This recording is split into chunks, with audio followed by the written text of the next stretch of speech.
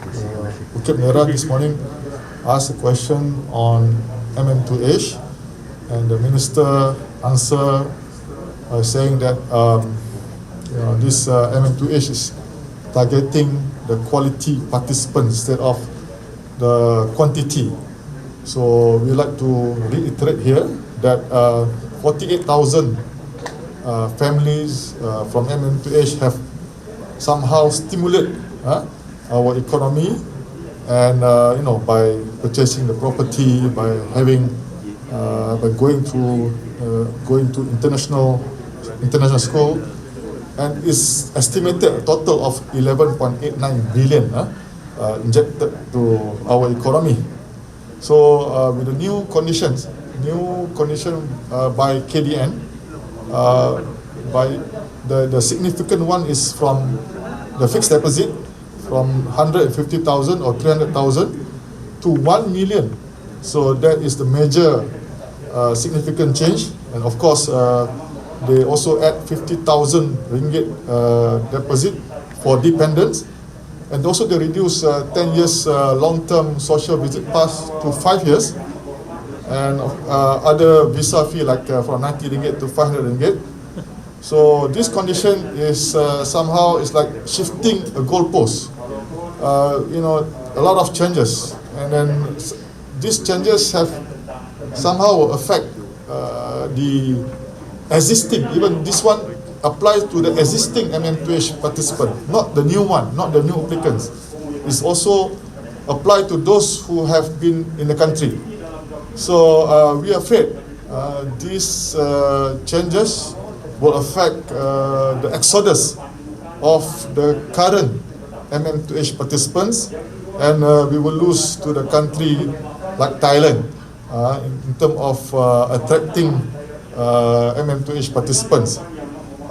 Even Sultan Johor have also expressed his concern.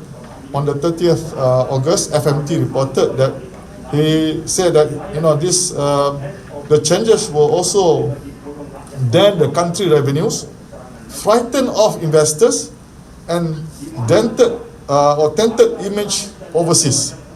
So with this, we are asking KDN to review the conditions imposed to the existing and to the new MM2H participants, because we will lose in the long run.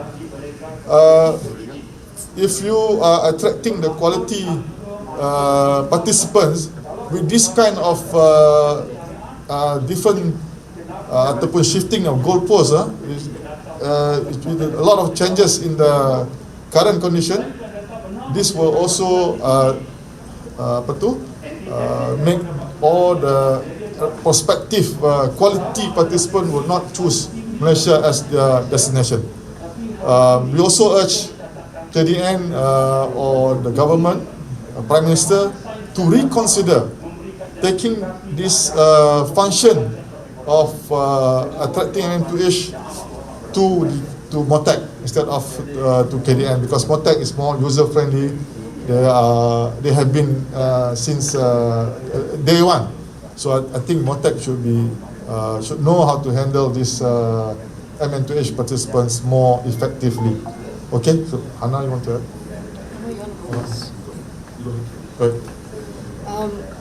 Good morning. I am the Member of Parliament for Segambut. I have raised the issue of Malaysia, my second home, through a media statement a few days ago. And the issue I want to bring today is on the answer given by the Home Minister in Parliament. He has said that they are reviewing the conditions of Malaysia, my second home, because of security reasons, and they want to make sure that they are only attracting quality visa holders. Now, for an existing program that affects the livelihood of people who have settled here, calling Malaysia their second home, you cannot use the broad principle of security as the main reason to review it case by case.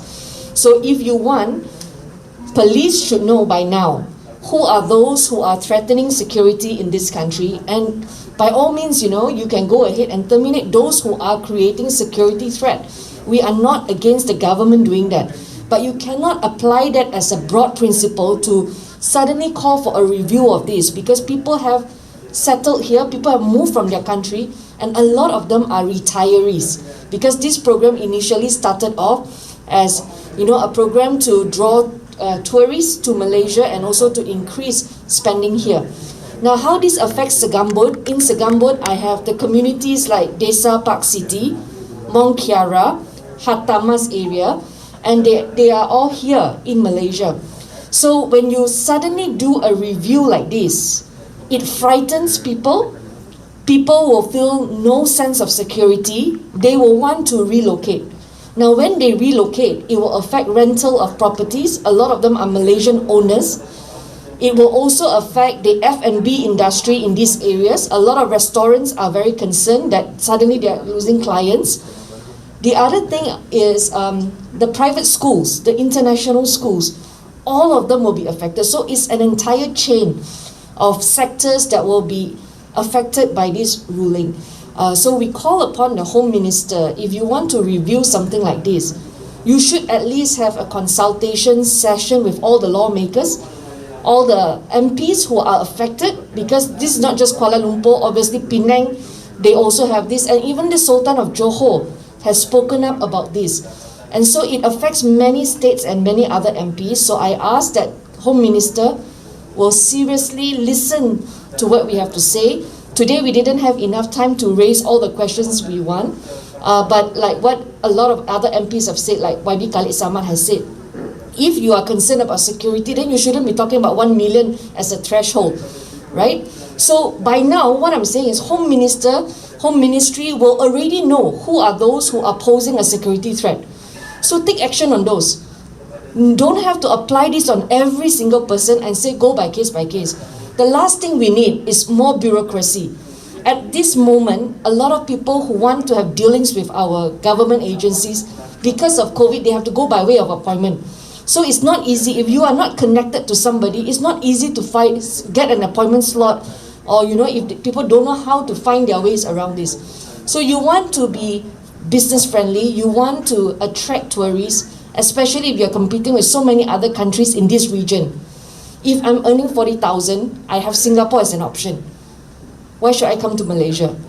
But you want to sell Malaysia as an attractive destination to all these potential tourists. In our areas, a lot of families are affected because they call Malaysia their second home, they come and resettle. But when you suddenly make an announcement like that, and we're going to look at it case by case, of course people will make plan B. People will think about leaving, right? And this will ultimately come back and affect Malaysian residents who are doing businesses in this area. Everybody is affected, not just the Malaysia My Second Home visa holders. Okay, thank you. Hello, I'm Wong Hon Wai, Member of Parliament for Bukit Bendera.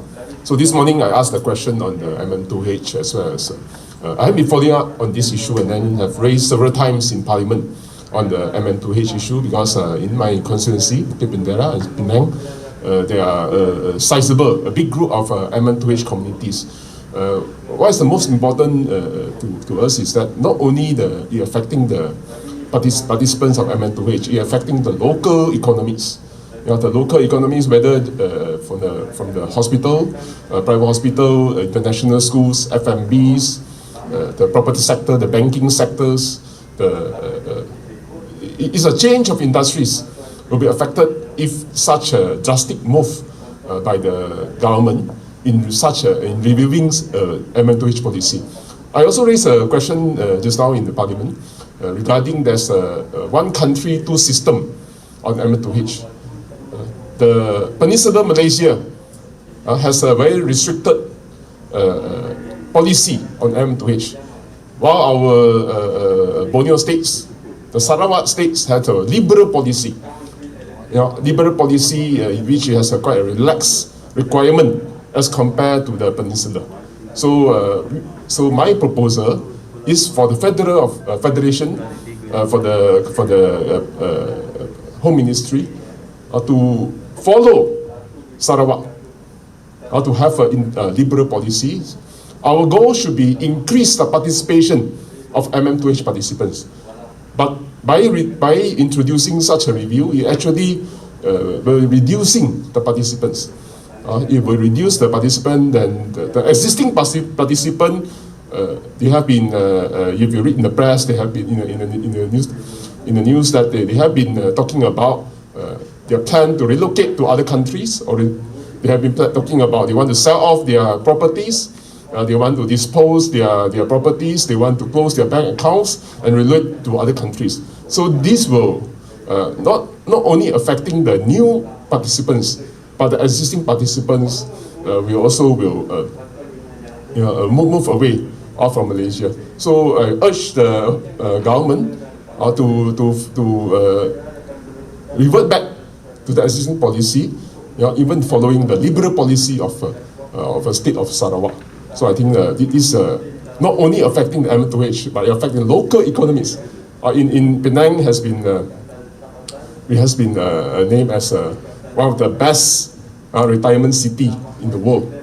There are so many MM2H, whether for Korea, or Japan, UK, US, New Zealand, Australia, China, so many of them come to Penang and then they spend, or they buy houses, they send their kids to international schools, they're supporting the local activities. So I think they contribute. They contribute economically, they contribute culturally. There are so many festivals with them. The Japanese, So it's a whole of, not only economics. The whole ministry shouldn't consider the whole issue as a security issue. You should consider, from the aspect of economy, cultural contribution as well. You want to be an international city, Kuala Lumpur, Penang, Johor Bahru, international city. So you must welcome the international visitors. So MM2H, they contribute not only in terms of economy, in terms of enriching the local cultures. So I seriously urge the federal government to review its existing policy, to revert back to the old policy, follow Sarawak. This is my urge to the federal government. Thank you. Nak cakap bahasa tak? Tak perlu. So we are happy to answer any questions or clarifications if you have any. Kalau nak cakap bahasa pun boleh. Ada request? Bahasa. Ada request? Tidak ada request. Tak perlu ya? Masih Tak perlu. Okay, terima kasih. Thank you. Thank you. Terima kasih.